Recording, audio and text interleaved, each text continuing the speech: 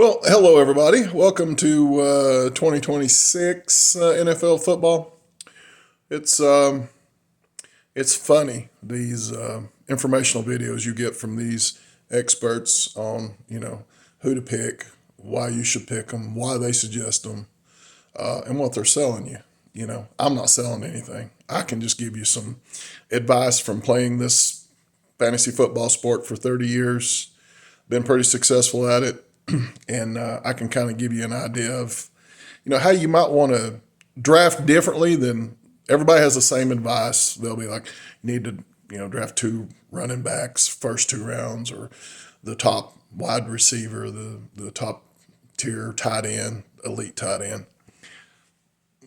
They're not being honest with you, especially when they say draft the best person available that's out there when it comes up to your turn each round. They're not telling you the truth, because they won't pick a certain way. There is a prejudice against picking a quarterback early for sure. And then if you really want to see them lose their minds, talk about taking somebody other than a running back or a wide receiver with your fourth or fifth round pick, or a tight end even. Let me explain. When you play in a 6 point per passing touchdown league, when quarterback throws touchdowns worth 6 points, it's a 12-team league. It's a snake draft. There's several, things you need to look at. In those types of leagues, it's typically 100 points will win you most games in those leagues throughout the year. A big game is a 120-point game or 130-point game. But if you're knocking down 100 points consistently each game, you're in the playoffs. So a lot of times what they'll try and talk you into doing is taking running backs early, which I suggest if you've got, let's say you got pick one, we'll just go with pick one. You got pick one, round one. Who would I pick this year? Jahmyr Gibbs. Why? Why would I pick him over Bijan? Bijan's a great pick as well. Jahmyr, in my opinion, has an easier schedule, okay? And less mouths to feed for him for the first time. He's always had a great running back backing him up, David Montgomery.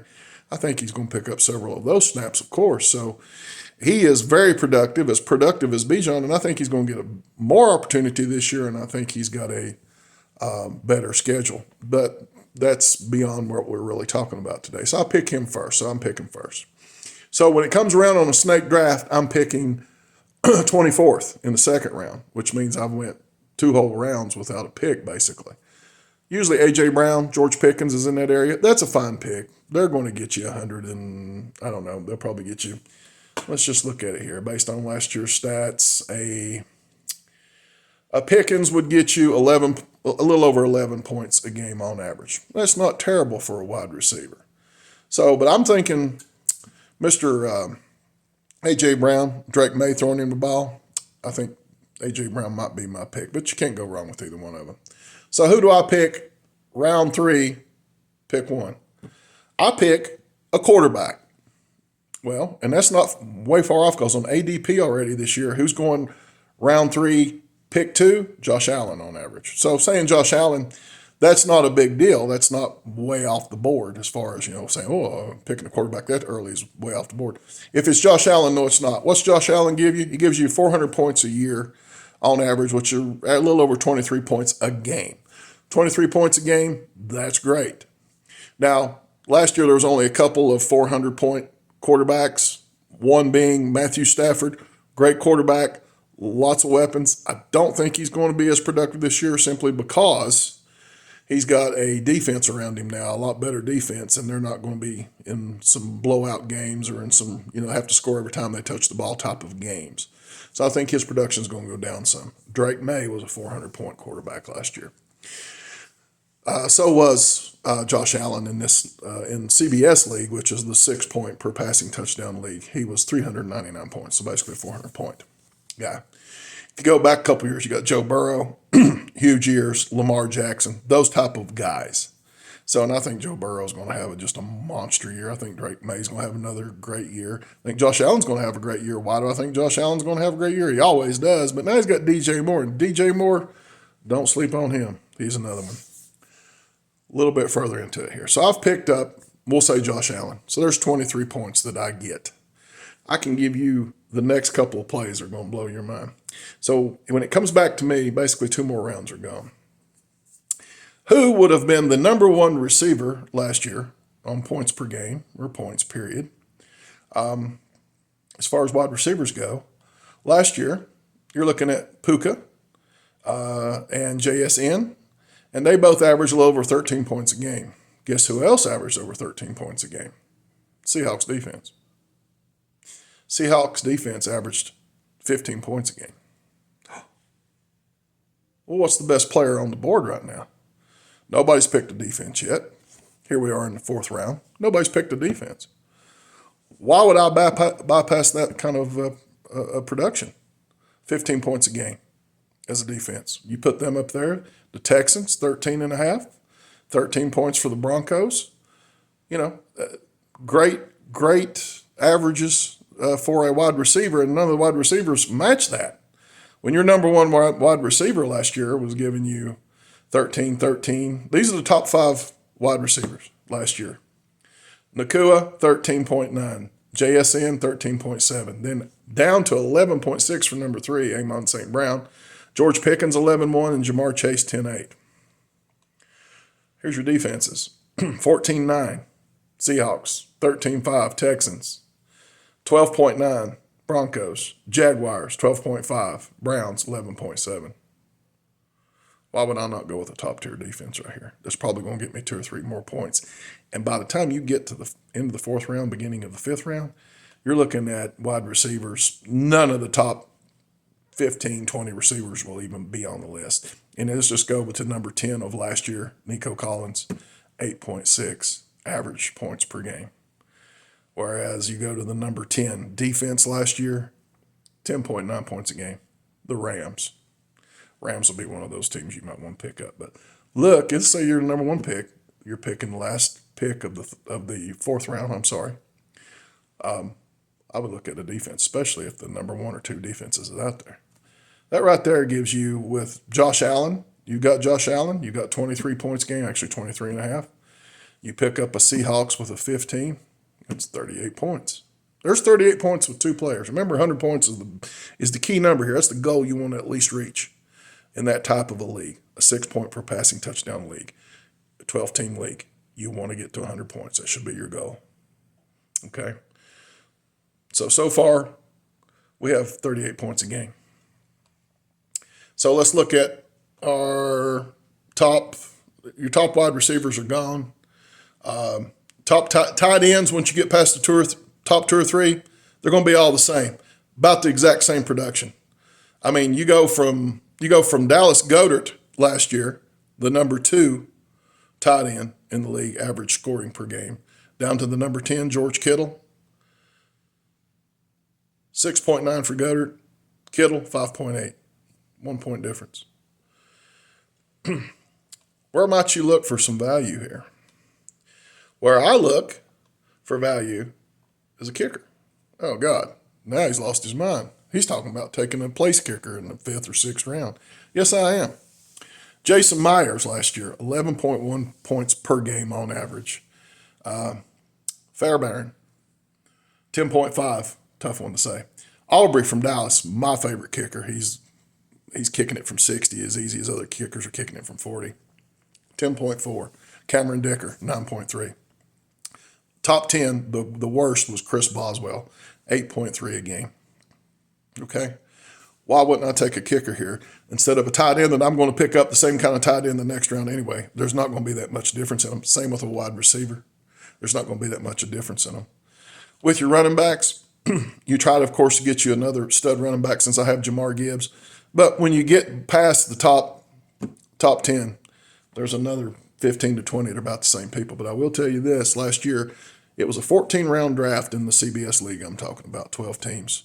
12th round, I picked up Travis Etienne. Helped win my league for me.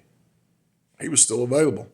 That's the kind of value you got to look for. You're going to look for that outlier player. But again, let's go back. I've got Jahmyr Gibbs. I've got A.J. Brown. I have Josh Allen. I have the Seahawks defense. So what would that give me? That would give me 23.5. That would give me, Jameer was good for 16.2. So there's 40 points. I have A.J. Brown or Pickens, 11 points. So what does that give me? There's 11 points there. I've got a defense that's giving me 15 points a game. I've got that 100 points, especially if I pick me up a nice, top 10-point average a game kicker right there. I mean, we're looking pretty good, guys. We're looking pretty good. I mean, 25, 36, 60. I've got 75, 76 points. I've not even picked a tight end. I've not picked another running back yet. I've not picked 2 wide receivers. I'm going to get the same wide receiver value, same running back value that everybody else is going to get after the 3rd, 4th, 5th round. It's going to be the same. What you're going to look for even in those rounds a little bit later, even if you have 2 stud running backs or you have 2 stud wide receivers, you're going to have to look for that value, the people that nobody's looking for, like a DJ Moore. DJ Moore is going to have a great year. DJ Moore, I think his best year on average was somewhere in the neighborhood of a little over 10 points a game on average. I think you're going to look at an 11, 12 point a game average for DJ Moore. That's where you start looking. That's when the studying comes into play. So all these guys tell you, get the best on the board, but please, whatever you do, don't pick the defense or the kicker because you can get them in the later rounds. No, the guys who win the leagues are the ones that pick them early anyway. They just don't brag about it. Why? Because they've got something to sell. They've got a narrative to sell. The narrative is you pick it our way and we'll help you throughout the year just by giving you this advice here or this advice here or picking up this free agent here. There's some of those guys got some really good advice. I'm not knocking any of them. But what I'm trying to tell you is you got to think, as they used to say, outside the box. Thinking outside the box is truly picking the people who are the best players on the board, regardless of position. As long as you have a need, and everybody has to have a quarterback, 2 running backs, 2 wide receivers, a flex, a tight end, a kicker, and a defense. Everybody has those needs. Why not get the best at some of the positions that other people are overlooking? Go ahead and corner 3 or 4 good positions instead of just 1 or 2. Go ahead and get the elite in 4 or 5 positions. You get the elite quarterback, the elite running back, the elite defense, the elite kicker, the elite wide receiver, which is going to be pretty close. The difference between the elite wide receiver that you get in the first round and the one that you would get at the end of the second round, like we were talking about how I would pick if I was in had the first slot, you're looking at the difference in 2 points. You're still getting a top 10 receiver there, you see.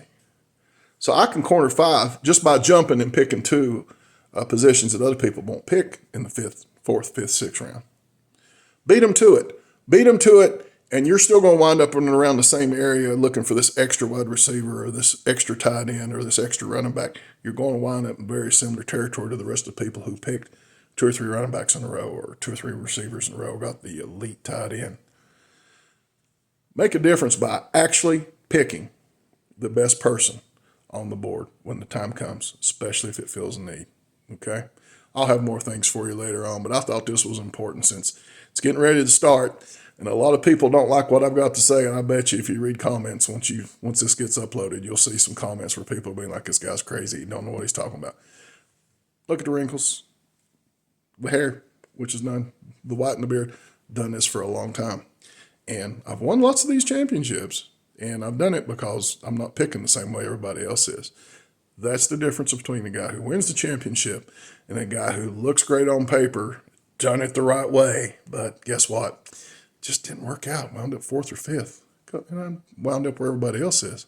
If you want to wind up on the top of the mountain, be the person who thinks outside the box and pick the actual best player on the board based on the need that you're going to have. Okay? Have a great day, folks. Have a great 2026 season. I'll give you more stuff if you want it a little later on. Thanks for watching. Appreciate it. Bye.